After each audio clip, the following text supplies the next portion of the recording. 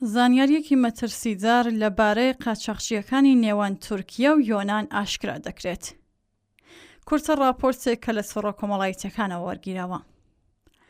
دەسەڵاتدارانی یۆنان زانیاریەکی مەترسیدار سەبارەت بۆ قاچاقچیانەی کۆچبەرە نایاساییەکان لە تورکیاوە دەگوازنەوە بۆ یۆنان ئاشکرا دەکەن و جەخت دەکەنەوە ڕێگەیەکی مەترسیداریان گرتووەتە بەر بە خستنە خوارەوەی بەشێک لە کۆچبەران لە بەلەمەکانیانەوە بۆ ناو دەریا بۆ ئەوەی خۆیان دەستگیر نەکرێن. ئاژانسی ئاسۆشیدێت پرێس ئاشکرای کردووە لە دوو ڕووداودا کە لە کۆساییەم هەفتەیە ڕوویان داوە 8 کۆچبەری نایاسایی ڕزگار کراون. ئەمەش لە کاتێکدایە قاچاقچیەکان بەلەمی خێرا بەکاردەهێنن لە بری ئەو بەلەمە چوپانەی کە ماتۆڕی بچووکیان هەیە. هەروەها ڕێگەیەکی دیکەیان گرتووەتە بەر ئەویش فڕێدانی کۆچبەرانە بۆ نێو ئاوی ئێجا تەنیا بۆ ئەوەی لە دەوریە دەریایەکانی یۆنان دەستگیر نەکرێن. هەفتەی ڕابردووش پاسەوانی کەناراوەکان تەقەیان کردووە بەهۆیەوە یەکێک لە کۆچبەرەکان گیانی لەدەستاوە. ئاژانسەکە باس لەوەش دەکات پاسەوانی کەناراوەکانی یۆنان دوێنێ سێشەمە ڕایانگەیاندووە فەلەستینی و پیاوێکی ئەفغانی بەلەمێکی خێرایان لێخوڕیوە هۆڵی پێکدادانیشیان داوە لەگەڵ بەلەمێکی دەوریا.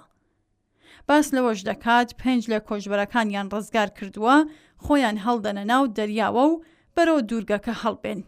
هاوگات پاسەوانی کەناراوەکان کۆچبەرەکانیان ڕزگار کردووە. بەڵام 3 لە کۆچبەرەکانی دیکەی بەلەمەکە لەسەر وشکانی دۆزرانەوە.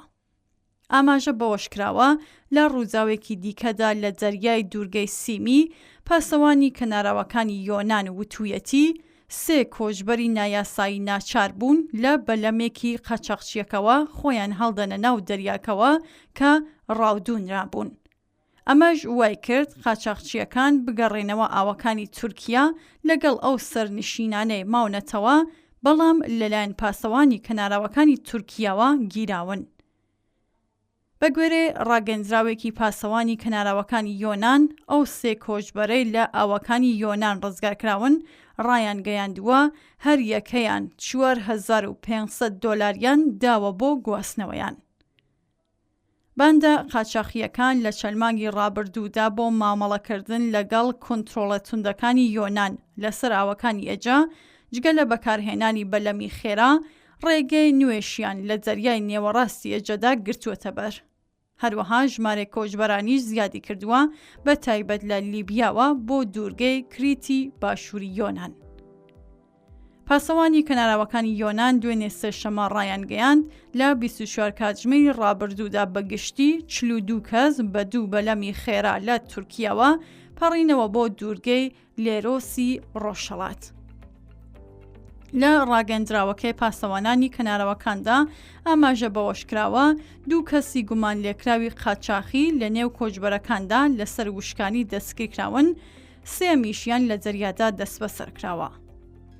داتاکانی کۆمیساریای باڵای پەنابەرانی نەتەوەی گرتووەکانی ئاماژە بەوە دەکات تا ئێستا لەم ساڵدا نزیکەی 31500 کۆچبەری نایاسایی گەیشتونەتە یۆنان، ئەمەش کەمترە لەو ژمارەیەی کە دەگەنە ئیتالیا و ئیسپانیا کە خاڵی سەرەکی پەڕینەوەن بۆ ئەو کەسانەی کە هەوڵی چوونە ناو ئەوروپا دەدەن بە شێوەیەکی نایاسایی.